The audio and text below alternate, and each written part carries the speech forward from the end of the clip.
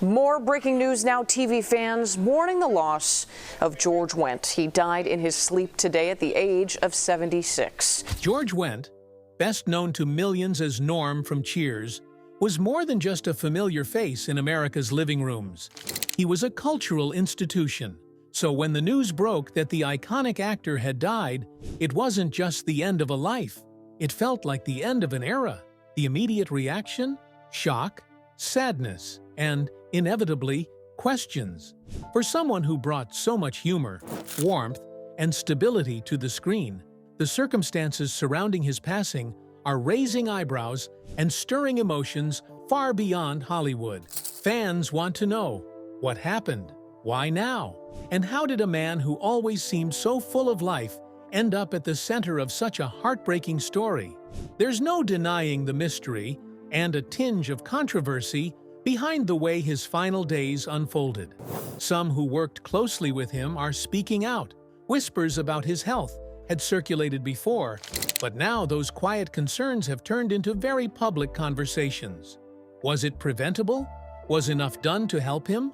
Or was this the quiet closing act of someone who had already given so much of himself to the world? This isn't just another celebrity death story. It's one that demands a closer look, and it may change how we remember George Wendt forever. George Wendt's Expulsion, Comeback, and Comedy Breakthrough at Second City. George Robert Wendt III, a name that would one day become synonymous with comfort, comedy, and classic television. Gotten sick, made fool of ourselves? I say it's Miller time, pal. Was born on October 17, 1948, in the city of Chicago, Illinois. His early years were shaped by the culture and values of the Midwest, where family bonds, work ethic, and perseverance were integral to everyday life. Chicago, a city rich in diversity, resilience, and artistic vibrancy, provided the backdrop to George's formative years. Growing up in this urban environment, George was surrounded by a mix of tradition and change, community and individuality. These elements would quietly play a part in forming the man who would later charm millions across the country with his everyman demeanor and warm presence on screen. While his future fame was far from apparent in his youth, the groundwork for his personal and professional identity was slowly being laid through his upbringing and early education. In the 1960s, George attended Campion High School, a Jesuit all-boys school located in Wisconsin. Known for its strict academic standards and religious foundation, Campion aimed to shape young men not just intellectually, but spiritually and ethically. Jesuit education emphasized a holistic approach, valuing critical thinking, service to others, and self-discipline. For George, attending such a school would have been both a challenge and a meaningful experience. It required adherence to structure, responsibility, and a dedication to learning, all values that would follow him into adulthood. The environment at Campion demanded more than just good grades. It asked students to think deeply, act justly, and engage with the world thoughtfully. These expectations, while sometimes demanding, no doubt helped shape George's ability to remain grounded, even as his future career would thrust him into the public eye. Following his high school graduation, George took the next expected step and enrolled at the University of Notre Dame, one of the country's most respected Catholic universities. Located in Indiana, Notre Dame was known not just for academic excellence, but for its strong cultural identity, sense of tradition, and tight-knit campus community. For many students, attending Notre Dame was a privilege and a significant milestone. However, George's time there was not what he had envisioned. Despite the prestige of the institution, he struggled with the academic demands and found it difficult to keep pace with his coursework. The pressures of college, combined with perhaps a misalignment between his interests and his chosen path, led to poor academic performance. Eventually, this resulted in his expulsion due to failing grades. It was a difficult and humbling experience for a young man at such a pivotal stage in life. Yet, as disappointing as this chapter might have been, it did not define George's future. Instead of giving up or resigning himself to failure, he sought out a new path, one that better matched his strengths and personality. He later enrolled at Rockhurst College in Kansas City, Missouri, where he was able to realign his academic goals and refocus his energy. Rockhurst, a smaller Jesuit institution, offered a more intimate and perhaps more supportive environment in which George could thrive. It was here that he earned a Bachelor of Arts degree in economics. While economics might seem like an unusual major for someone destined for a career in comedy and acting, the discipline taught him analytical thinking, problem-solving, and a structured approach to understanding the world. Skills that, in a roundabout way, would be useful later in life. This educational achievement also represented a personal victory, as he had managed to rebound from a major setback and complete his college education on his own terms. With a college degree in hand, George stood at a crossroads like so many other young adults of his generation. His path wasn't immediately clear, and his interest in performance hadn't yet been fully realized. The world of business, perhaps the logical next step for someone with a degree in economics, didn't quite align with his deeper passions. In the years following his graduation, George explored different possibilities, but his true calling began to emerge when he turned toward comedy and acting. Afternoon, everybody. How you doing, Norm? What do you know? In the mid-1970s, his life would change dramatically when he joined the Second City in Chicago, a decision that marked the true beginning of his career in entertainment. The Second City was, and still is, one of the most influential comedy institutions in the United States. Known for its rigorous and innovative approach to improvisational performance, it served as a proving ground for some of the most iconic figures in comedy. For George, joining the Second City was not just about getting on stage, it was about entering a community of artists who were passionate, experimental, and dedicated to the craft of live performance. It was here that he learned the nuts and bolts of comedy, not just how to be funny, but how to listen, how to collaborate, how to take risks, and how to trust his instincts. Improv is an art that demands total presence and sharp awareness, and George quickly developed those skills as he immersed himself in the fast-paced, high-pressure environment of sketch comedy and unscripted performance. The mid-1970s were a time of artistic ferment and change, and the Second City reflected that energy. Performers were encouraged to be bold, to draw on their personal experiences, and to bring their unique point of view to the stage. George fit right in. His grounded nature, approachable style, and understated humor made him stand out in a field often dominated by flashier personalities. At the Second City, he wasn't trying to be the loudest person in the room. He was learning how to connect with an audience through truth and timing. These qualities would later define his best-known characters and set him apart in the crowded world of television comedy. But more importantly, this phase in his life allowed George to truly discover what he loved doing and what he was naturally good at. George Wendt faced expulsion, typecasting, and the quiet struggles of life beyond norm. As George Wendt's early career began to take shape through his experience with the Second City, he carried with him not just his education and training, but also the lessons from moments that didn't go as planned. One of the most significant early struggles in his life, his expulsion from the University of Notre Dame, was never hidden, though it was not framed as a major controversy either. In fact, George often referenced this period of his life with a sense of humor in interviews, turning what could have been seen as a personal failure into a point of relatability. The expulsion wasn't due to any misconduct or scandalous behavior. It stemmed purely from academic underperformance. Still, for a young man trying to find his footing in life, being asked to leave such a prestigious university was undeniably a major challenge. However, George's ability to acknowledge this openly, often with self-deprecating wit, offered a glimpse into the resilience and humility that would define his public persona. Instead of running from the experience or trying to downplay it, he incorporated it into his personal narrative, subtly reminding others that early missteps don't have to determine the outcome of one's entire journey. That openness and honesty would serve George Wendt well as he navigated the highs and lows of a long career in entertainment. After years of honing his comedic timing and stage presence at the Second City, he eventually rose to national fame in the 1980s with his unforgettable role as Norm Peterson on the sitcom Cheers. He was also, according to his co-stars, this is the most important part, just a deeply kind and generous man. The show became a massive cultural phenomenon, and Wendt's portrayal of the lovable bar regular earned him admiration, laughter, and a place in television history. For more than a decade, Cheers was one of the most watched and best-loved shows on television, and George became a familiar face in millions of homes. His characters' one-liners and easygoing charm made Norm one of the most iconic TV characters of his era.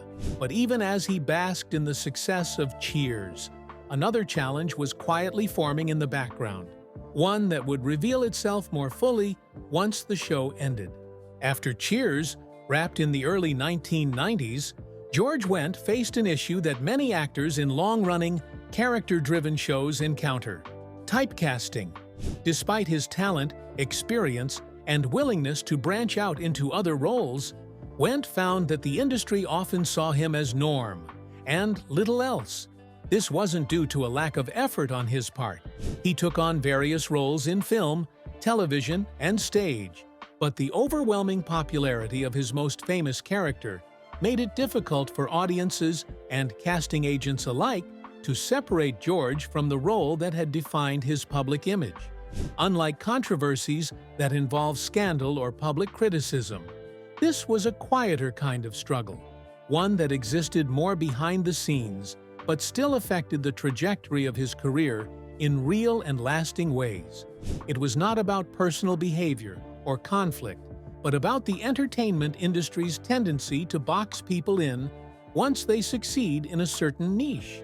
George Wendt spoke candidly about these post-Cheers challenges in multiple interviews, expressing both gratitude for the role that brought him fame and a realistic awareness of how it had limited him afterward. He never portrayed himself as a victim of the industry, nor did he express bitterness. Instead, his reflections were marked by a tone of understanding and occasionally gentle irony.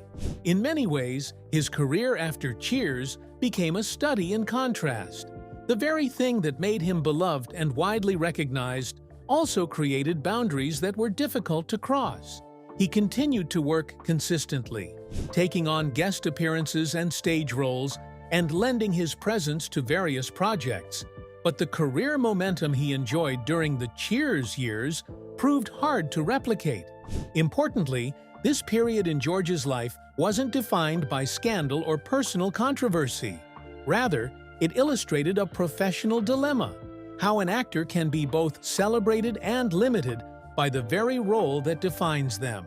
He didn't retreat from the public eye, nor did he try to distance himself from the character of Norm Peterson.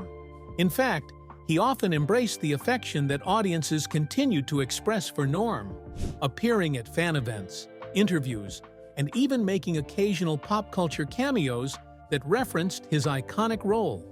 This showed a level of grace and professionalism that stood out, especially in an industry that often chases reinvention at all costs. George's approach to the challenges he faced was not one of denial or reinvention, but of acceptance and adaptation.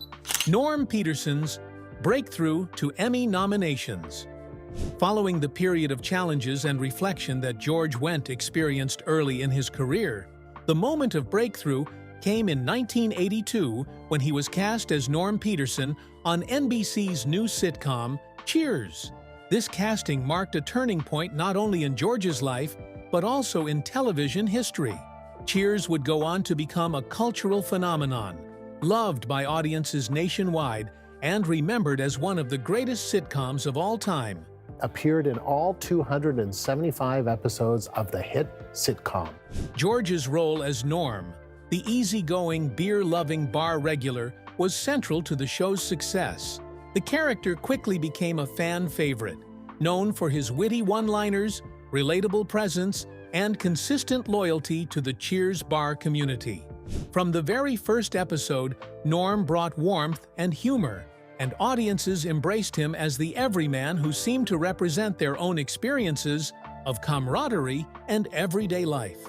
Over the course of 11 seasons, from 1982 to 1993, George Wendt portrayed Norm Peterson in all 275 episodes of Cheers.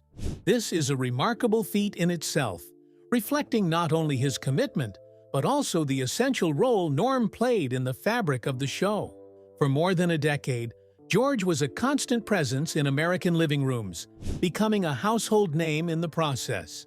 The consistency and longevity of his performance helped build a sense of familiarity and affection around both the character and the actor. It was clear that George had tapped into something unique, an ability to make Norm not just a comedic character, but a symbol of friendship, loyalty, and humor in everyday struggles. His portrayal earned him 6 Primetime Emmy Award nominations for Outstanding Supporting Actor in a comedy series, underscoring the critical as well as popular acclaim he received during the show's run. The success of Cheers and the character of Norm also opened additional doors for George Wendt within the television industry.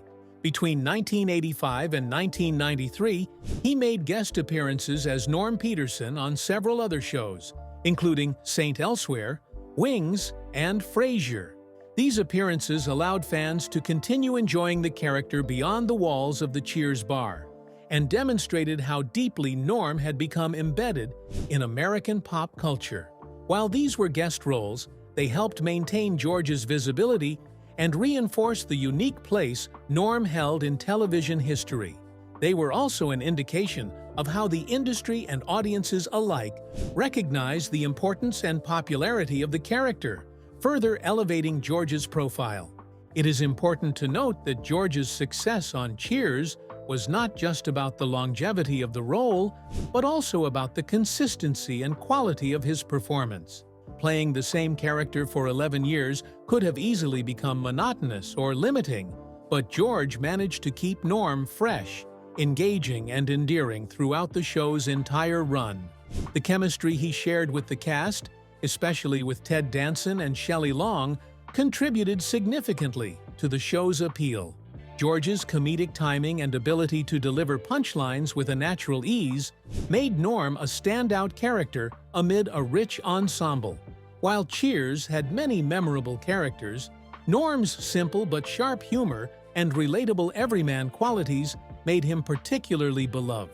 The cultural impact of George Wendt's portrayal of Norm Peterson also extended beyond the awards and guest appearances. The character's catchphrases and habits, like the iconic Norm greeting upon entering the bar, became part of popular culture.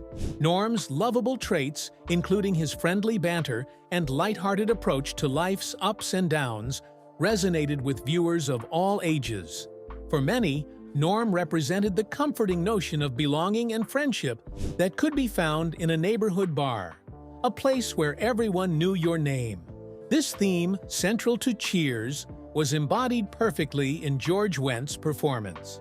It is no exaggeration to say that Norm Peterson became one of the most enduring television characters of the 1980s and early 1990s. While George Wendt's role on Cheers brought him widespread fame and professional recognition, it also solidified the dual-edged nature of his career, as previously mentioned.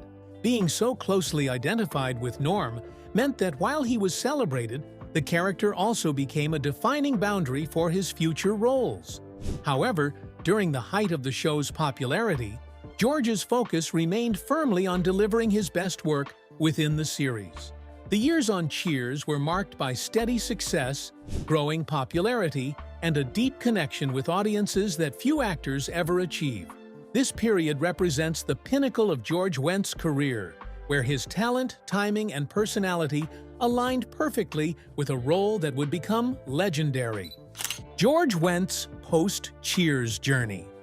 After the phenomenal success of Cheers, where George Wendt became a household name playing the lovable Norm Peterson, many expected his career to soar even higher.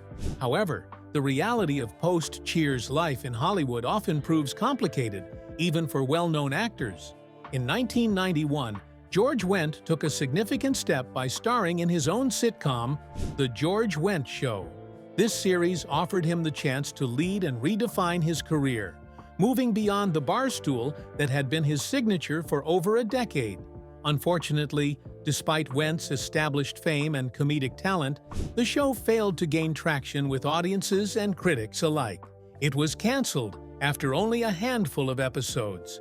This setback illustrated a common challenge actors face when attempting to escape the shadow of an iconic role. While the show's failure was disappointing, it did not mark the end of Wendt's career, but rather the beginning of a new chapter filled with diverse opportunities and challenges.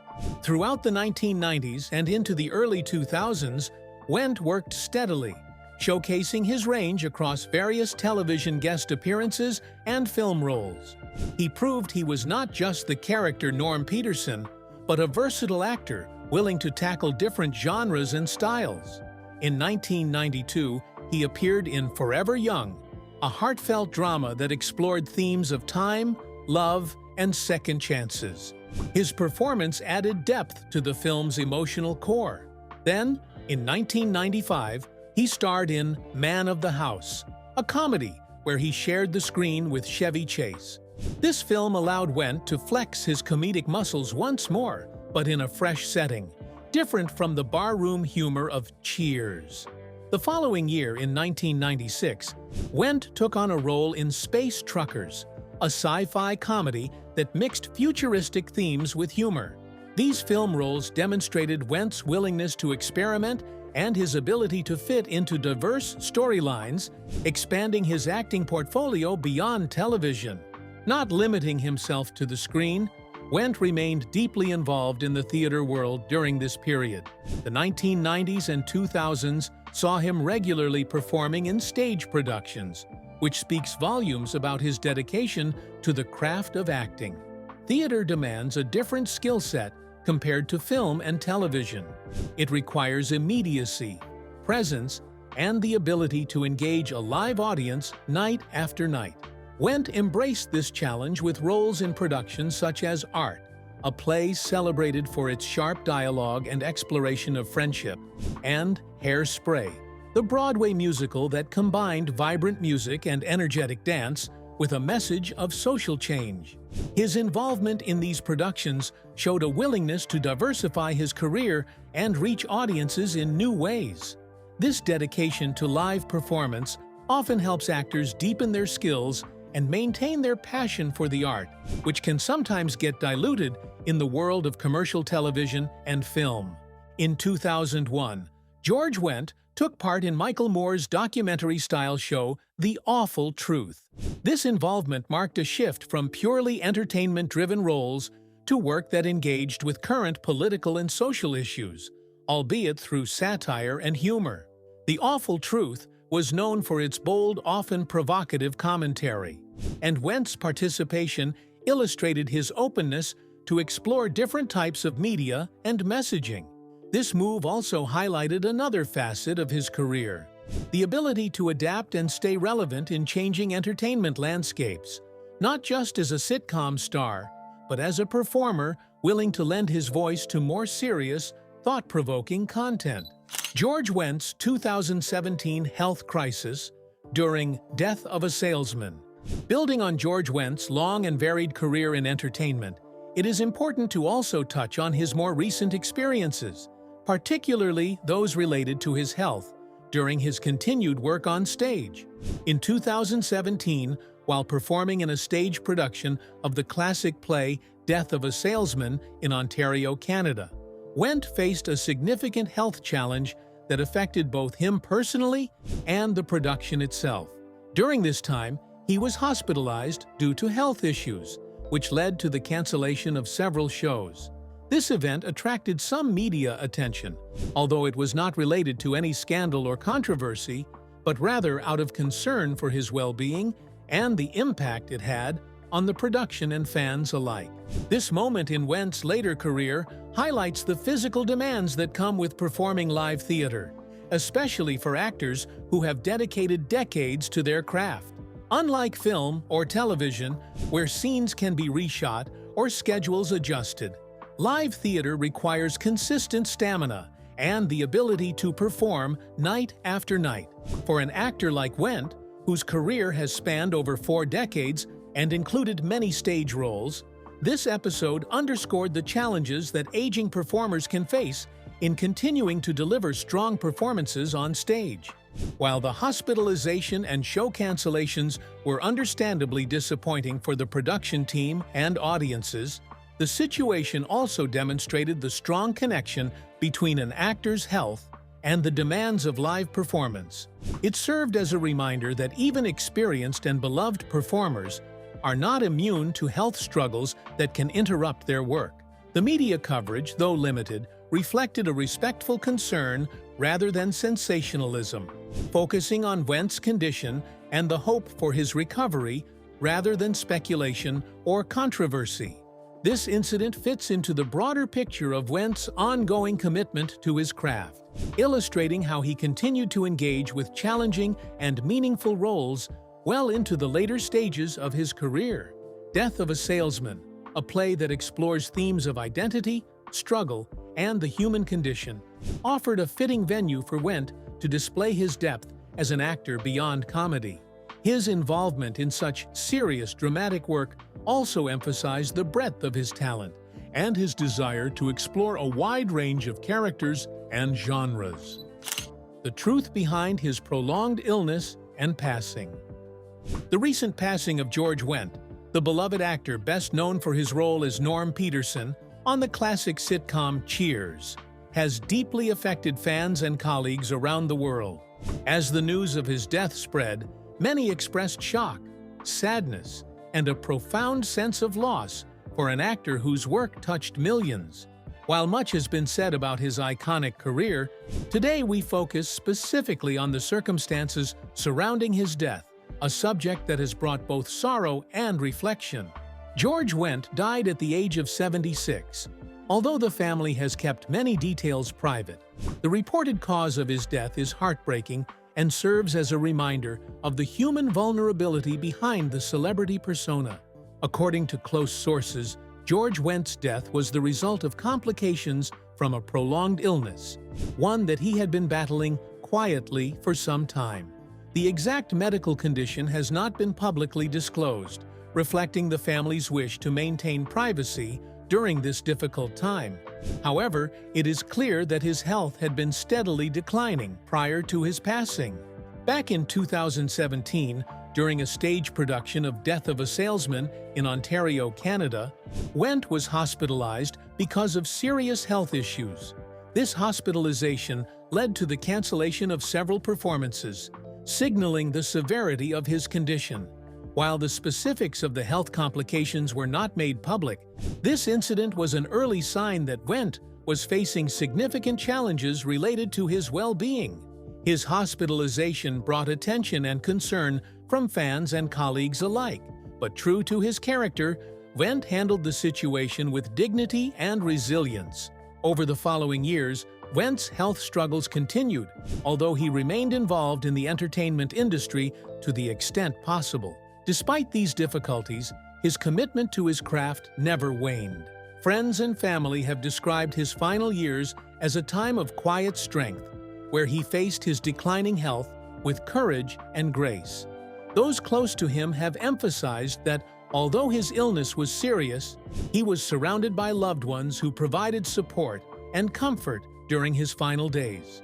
George Wendt's death is particularly sad because it marks the loss of a figure who brought joy to so many through his work. Yet it also highlights a less visible aspect of his life: the private health battles he faced away from the public eye.